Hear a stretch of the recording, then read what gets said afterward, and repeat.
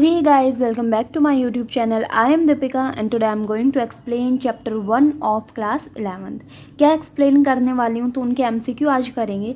जो previous year question last 10 years में जितने भी आ रखे होंगे ना वो हम डिस्कस करेंगे, ठीक है।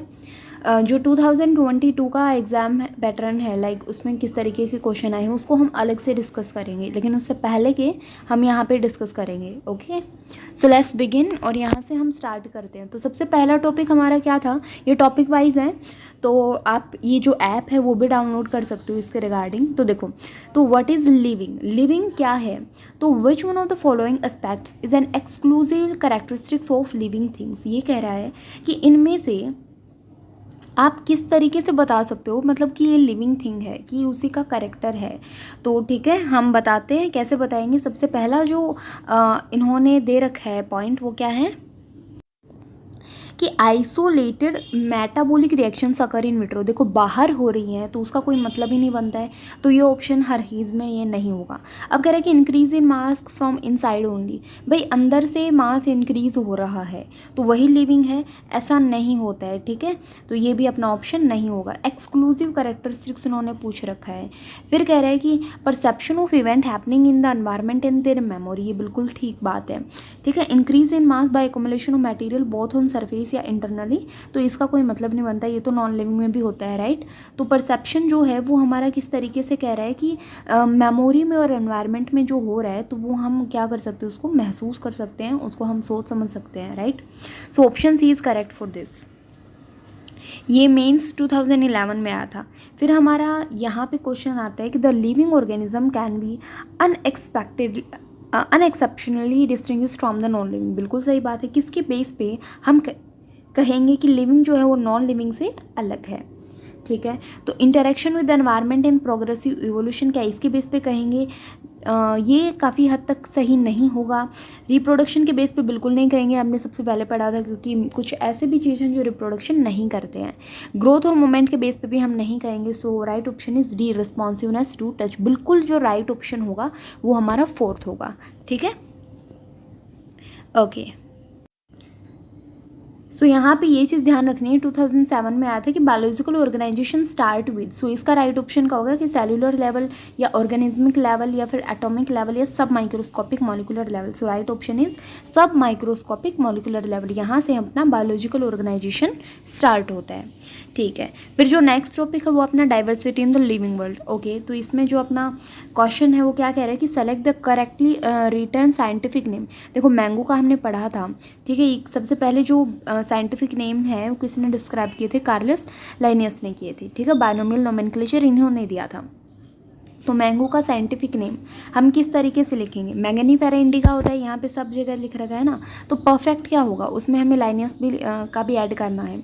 तो देखो सिंपल सी बात ये है कि ये कह रहा है कि मैग्नीफेरा इंडिका, तो एम जो जीनस का एम कैपिटल होगा फर्स्ट लेटर और स्पीसीज़ का आई होगा वो क्या होगा, स्मॉल होगा, ठीक है। तो यहाँ पे अपना राइट ऑप्शन एक ये भी है मैंगनीफेरा इंडिका, ये भी है, बट इसने क्या कह रहा है लाइनस भी लिखो, तो हमारा राइट ऑप्शन क्या हो जाएगा, सी। ये नीट 2019 में आया था, ओके। फिर कह रहे हैं कि which of the following is against the rules of ICBN। ICBN international code of botanical nomenclature, यही है ना। सो ये कह रहा है कि भाई इसमें जो अपना अगेंस्ट, इसके रूल्स के अगेंस्ट क्या है देखते हैं। Hand written should be underlined, जब हम साइंटिफिक डिटेल्स को हाथ से लिख रहे हैं तो अंडरलाइन होनी चाहिए, तो बिल्कुल सही बात बता रखी है, राइट।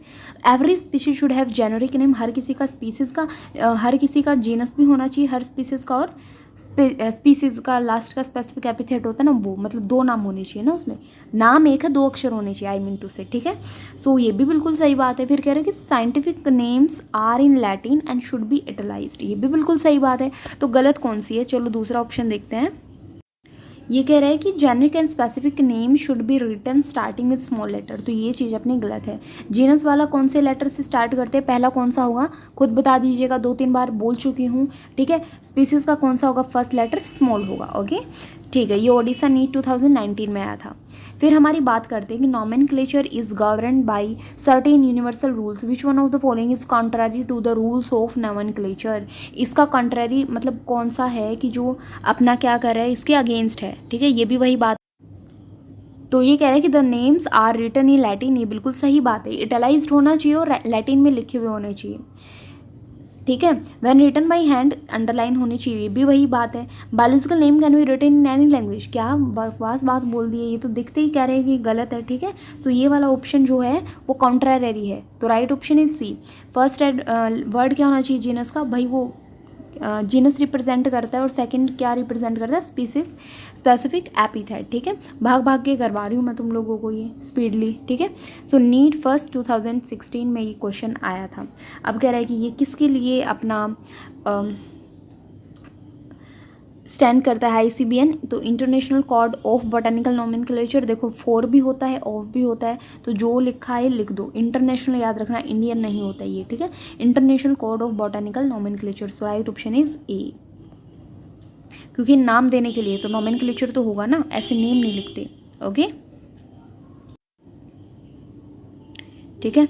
सो यहाँ पे अपनी बात होगी। फिर कह रहे हैं कि बायोसिस्टमेटिक्स एम्स एट, बायोसिस्टमेटिक्स एम्स जो है वो क्या कह रहा है, मतलब ये कह रहा है कि the classification of organism based on broad morphological characters, ऐसा कुछ नहीं है, delimiting various types of organism and establishing their relationship, ऐसा नहीं होता है। देखो बायोसिस्टमेटिक्स क्या है, ये क्लासिफिकेशन होती है ऑर्गेनिज्म की, किसके बेस पे, एवोल्यूशनरी हिस्ट्री के बेस पे, उनका फाइलोजेनिक कैसा है, on totality of various parameter, तो हर किसी में उसका नोमेनक्लेचर देंगे, है ना, जो आइडेंटिफिकेशन करेंगे, क्लासिफिकेशन करेंगे, तो वो सब जो है वो बायोसिस्टमेटिक्स के अंडर आएगा। उसमें हम आजकल क्या कर रहे हैं, इवोल्यूशनरी रिलेशनशिप भी उनके बीच में देख रहे हैं, ठीक है। तो ये सब चीज़ आएंगी, तो right option is C for this, okay. फिर आता है the book Genera Plantarum was written by, तो ये किसने लिखा था भाई, जेनेरा प्लैंटेनम, तो ये जो है प्लैंटरम, ठीक है, जेनेरा प्लैंटरम, ये जो बुक है वो किसने लिखी थी, तो ये अपने बैंथम और हुकर ने लिखी थी, ठीक है। सो 9 का ऑप्शन क्या हो जाएगा, बी, ओके। फिर कह रहे कि लाइनस इज क्रेडिटेड विद, भाई लाइनस को किस चीज़ का क्रेडिट मिला था, इसको मिला था बायोनोमियल नोमेनक्लेचर का, बिल्कुल सही बात है ना, कितनी बार पढ़ चुके हैं। तो बायोनोमियल नोमेनक्लेचर का क्रेडिट किसको मिला था, लाइनस को मिला था, इसी ने तो दिया था। फिर कह रहे कि Linnaeus evolved a system of nomenclature called, तो इसने कौन सा सिस्टम नोमेनक्लेचर का, 2 नाम वाला, तो बायोनोमियल क्या था, right. So option C is correct for this. फिर कह रहे हैं कि the term new systematics was introduced by, जो नया सिस्टमैटिक्स टर्म है वो किसने अपना दिया था, देखो बैंथम एंड हुकर ने क्या दिया था, अभी पढ़ा है, जो सिस्टमा वाली जो है प्लैंटेनम, वो अपना like we can say that सिस्टमा कह रही हूँ, जेनेरा प्लैंटेनरम,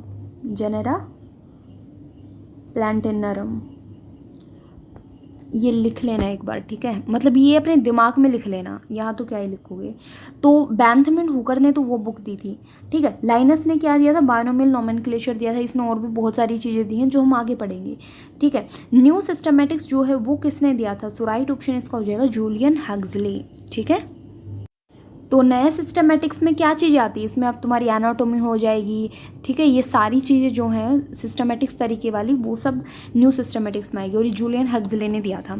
तो यहाँ तक ये चीज़ हो गई है, I mean 12 क्वेश्चन हमने कर लिए हैं रिगार्डिंग लास्ट 10 ईयर्स, क्या हमने 20 ईयर्स तक के क्वेश्चंस कर लिए हैं, ठीक है। यहाँ तक इतने ही आ रखे थे, फर्स्ट चैप्टर से ज़्यादा क्वेश्चन नहीं आते हैं, कम से कम 1 या 2 क्वेश्चन देखने को मिल जाएगा, तो वो भी बहुत ज़रूरी है, बेसिक है ना। तो टैक्सोनॉमिकल कैटेगरीज वाला जो अपना फंडा है ये वाला, I mean ये हम करेंगे, कब करेंगे, ये हम करेंगे अगले लेक्चर में, ठीक है। आज की वीडियो में इतना ही करना है। ये जो 12 मैंने अभी बोले हैं क्वेश्चंस, इनको बहुत अच्छे से करना। देखो प्रीवियस ईयर के क्वेश्चन कर लिए ना, तो ये समझ लो कि तुम्हारा नीट में जो बायोलॉजी का फील्ड है, बायोलॉजी का एरिया है, उसमें 50% तो ऐसे ही हो गया, ठीक है। आप अगर अच्छे से पढ़ रहे हो ना, तो उसमें तो आपका चांस है कि बहुत ज़्यादा मार्क्स आने ही आने हैं। लेकिन अगर आप नॉर्मल स्टूडेंट हो और आप PYQ करके जा रहे हो, तो आप खुद देखोगे कि आपका बायोलॉजी का स्कोर कितना हाई जा रहा है, ठीक है। PYQ is a very important for clearing this NEET exam, ये चीज़ दिमाग में रट लेना, ओके। सो आज की वीडियो में इतना ही गाइस, अब मिलते हैं next video with next lecture. So thanks for watching my video, and if you like my video then also subscribe my channel. Thank you.